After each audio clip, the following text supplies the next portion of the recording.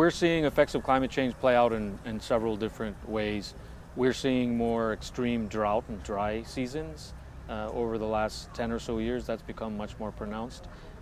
We are seeing more inundation events.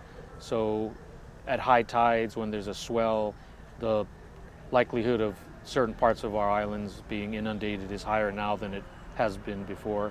And we are seeing, just from tidal measurements, a steady increase in sea levels over time. And so that presents a whole bunch of challenges in terms of having to do coastal protection and protecting water lenses and agriculture and infrastructure. So we're seeing sort of multiple ways that climate change is playing out in our very fragile environment. We've been working closely with SPC in a number of areas, but in particular on doing things like coastal vulnerability assessments. And so there's one initiative where we're working with SPC, and we thought it would be useful to say, well, why don't we ask SPC to help us get the other atoll countries in the same room. Atoll countries are really in a unique category in terms of the climate change crisis.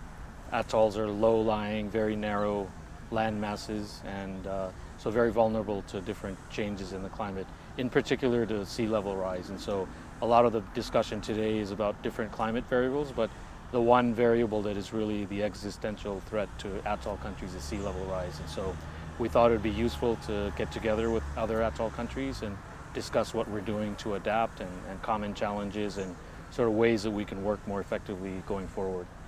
I'm encouraged by what I've been hearing today, because people are actually getting very interested in adaptation, vertical adaptation, which means building the islands up to a level that we think is safe for a horizon that we're going to plan for, whether that's 100 years, 200 years, whatever communities feel is appropriate. We need to see urgency from the countries themselves and their governments. We need to see urgency from the donors. And we need to see a recognition, even getting back to that example with the mangroves again. Mangroves have their place and they have their uses if used correctly, but that is not the answer to saving a country, yeah? And so I want the gravity of those issues to be actually addressed by those who can help us address it. So we need to look at bigger solutions. Bigger solutions obviously cost a lot more money. We see at this time a degree of willingness from the international community to assist us and a degree of ability to assist us. My great fear is if we keep waiting, say, let's wait 25 years before we get busy, I think that climate change is going to be such an issue for everybody in the world, not just the atolls, that perhaps there isn't going to be the resources left over to help us in the way we need help. So we need to move absolutely yesterday. It's very interesting to hear. I think this is one of the first times that I'm hearing that atoll islands or islands talking about mostly on resilience and climate change adaptation. Because often we've been talking about raising ambition. I always say that yes, it is important, raising ambition as a moral issue, but then for us as islanders, we did not create the issue and we're not part of the problem. We have been punished with the problem and we need to talk about adaptation. And I'm glad that we have started talking about adaptation. So I think atoll nations, we need to think big.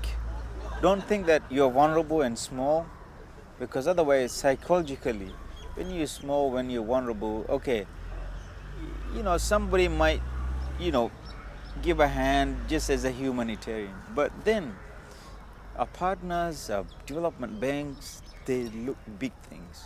At scale, you think at scale, big, then you can attract people. Otherwise, you can be where you are from 20 years now. I think that's important that, the perspective of atoll islands to be fed into the broader small islands perspective.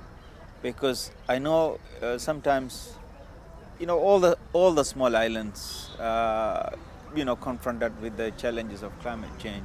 It's not only the atoll, but atoll islands have a specific unique features. So you need to highlight. Again, don't be fragmented, be united with a bigger family so that you have a bigger muscles and stronger. Because Because if you go single-handed or 4 countries, but if you look at the number of population, so it's very small. Even the whole small islands are smaller. So you don't want to fragment it. Yes, we have unique features, but unique features be part of the bigger family. SPC, of course, supports atoll nations right throughout our whole suite of activities, through the social development side of things, human rights and gender, through to the food security, agricultural security, and where I'm from in the Geoscience Energy Maritime Division, we're really looking at some of that underpinning science of how climate change impacts on these countries. This meeting actually came out of a conversation that some of the technical team had up in the Marshall Islands with the Chief Secretary to the President around the impacts of waves and understanding when overwash from waves is going to happen, and then in the future when sea levels rise, what that means in terms of when you have an increase in sea level plus those waves and the sort of impacts that will have on communities in the Marshall Islands. So that's the sort of, SPC can bring to these sorts of conversations the whole suite. I think that the turnout today has really shown, one, a very keen interest in the issues facing atoll nations. That there's a lot of people who care, and we have a really good turnout, not just from the countries themselves, but also from development partners, from other partners in the region. So I think that as much as anything is a wonderful outcome that we've seen that interest. But what we really want to do is to take something meaningful from today.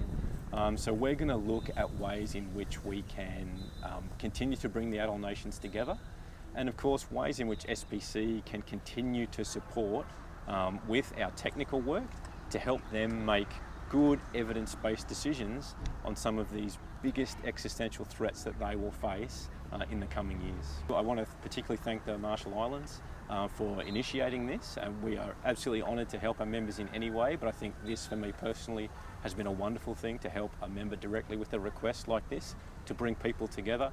I want to thank my team for all the technical work that's gone into today, but also to all the work they've done over all the years that's fed into helping atoll nations to understand the issues of climate change more. And just finally, big thanks to the New Zealand Ministry of Foreign Affairs and Trade for some of the funding that helps support the meeting today.